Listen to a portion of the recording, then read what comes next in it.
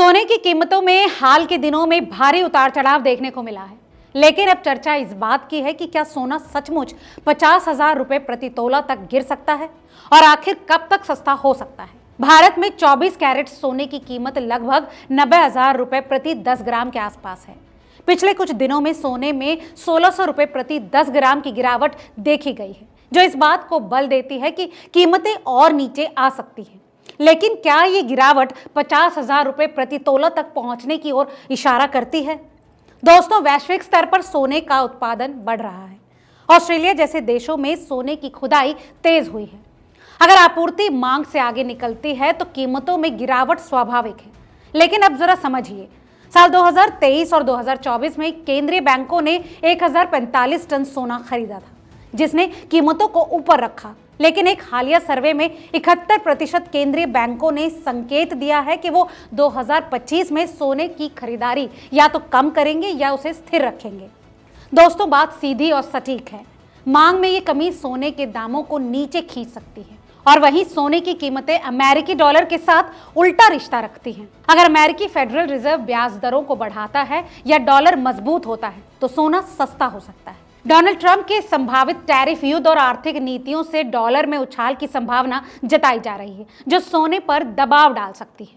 दोस्तों, ये तो दो कारण थे। डॉइन गोल्ड एक्सचेंज ट्रेड फंड्स में निवेश बढ़ने से सोने की फिजिकल डिमांड कम हो सकती है। 2024 में सोने की खनन कंपनियों के बीच 32% अधिक विलय और अधिग्रहण हुए हैं, जो बाजार के पीक पर होने का संकेत देता है।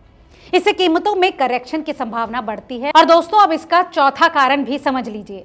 भारत सरकार ने 2024 के बजट में सोने पर कस्टम ड्यूटी 15% से घटाकर 6% कर दी थी, जिससे कीमतें 4,000 रुपए प्रति 10 ग्राम तक गिरी हैं। अगर आगे भी आयात शुल्क या जीएसटी में कटौती होती है तो सोना और सस्ता हो सकता है। दोस्तों, सोना सस्ता हो सकता है, लेकिन आखिर कब तक? अब ये सवाल आता है। और दूसरा सवाल ये है कि क्या सोना 50,000 रुपए प्रति तोला हो सकता है? दोस्तों, सोने के 50,000 रुपए प्रति तोला तक गिरने के लिए मौजूदा कीमत से करीब 45 से 50% की गिरावट जरूरी है। यह एक बड़ी गिरावट होगी। एक्सपर्ट्स की माने तो जुलाई 2025 तक सोने में 5 से 10% की गिरावट संभव है, यानी कीमतें 80,000 से 85,000 रुपए प्रति तोला तक तो आ सकती हैं। ये वैश्विक बाजार की अस्थिरता और भारत में मानसून के बाद मांग पर निर्भर करेगा। वहीं अगर केंद्रीय बैंकों की खरीद में भारी कमी और आपूर्ति में लगातार वृद्धि होती है तो 2026 के मध्य तक सोना 60,000 से 65,000 रुपए प्रति तोला तक गिर सकता है। दोस्तों, ये तो अनुमान है। अब 50,000 वाले सवाल पर आते हैं। दोस्तों, इतनी बड़ी गिरावट यानी कि 50% तक के लिए वैश्विक आर्थिक स्थिरता, डॉलर में भारी उछाल और भारत में मांग का पूरी तरह से ठप हो जाना जरूर है। और ये कब होता है? जब तक कोई बड़ा आर्थिक संकट न आए। अब जरा एक्सपर्ट्स की राय भी जान लीजिए। रणनीतिकार जॉन मिल्स का अनुमान है कि सोना वैश्विक बाजार में $3,080 प्रति आउंस से गिरकर $1,820 तक जा सकता है। यानी भारत में इसका मतलब 55,000 रुपए प्रति 10 ग्राम हो सकता है। और डॉइन मिल्स आपूर्ति वृद्धि और मांग में कमी को कारण मानते हैं। अब इसी के आधार पर वो ये दावा कर रहे हैं। लेकिन मिल्स से अलग भारतीय एक्सपर्ट जतिन त्रिवेदी कहते हैं कि साल 2025 में सोना 90,000 रुपए प्रति 10 ग्राम तक बढ़ सकता है। हालांकि वो मानते हैं कि लंबी अवधि में करेक्शन संभव है, लेकिन 50,000 रुपए तक की गिरावट को लगभग नकारते हैं।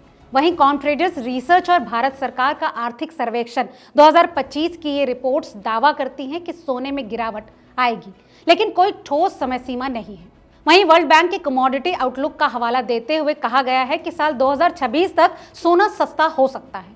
तो दोस्तों, फैक्ट्स तो यही कहते हैं कि सोने का 50,000 रुपए प्रति तोला तक गिरना संभव है, लेकिन ये निकट भविष्य यानी कि 2025 और 26 में होने की संभावना कम है। मौजूदा वैश्विक और भारतीय मांग और निवेशकों का रुझान इसे ऊंचा रख सकता है। हाँ, 5 से 15% की गिरावट यानी कि 80 से 85,000 रुपए प्रति तोला अगले 6 से 12 महीनों में संभव है। और लंबी अवधि यानी कि साल 2027 तक में 60,000 रुपए तक कीमतें आ सकती हैं। लेकिन 50% की गिरावट के लिए असाधारण परिस्थितियां चाहिए, जो अभी नहीं दिखती। और एक्सपर्ट्स के दावे मिले जुले हैं। कुछ गिरावट की बात करते हैं तो कुछ तेजी की। सच ये है कि सोने का भाव वैश्विक अर्थव्यवस्था, नीतियों और मांग आपूर्ति पर निर्भर करेगा। इन्वेस्टर्स और बायर्स को सलाह है कि बाजार पर नजर रखें और जल्दबाजी में फैसला न लें। आज की इस रिपोर्ट में फिलहाल इतना ही। इस बारे में आप क्या समझते हैं हमें कमेंट करके जरूर बताएं और ऐसी तमाम और अपडेट्स के लिए देखते रहिए रिपोर्टर जी। बहुत बहुत शुक्रिया।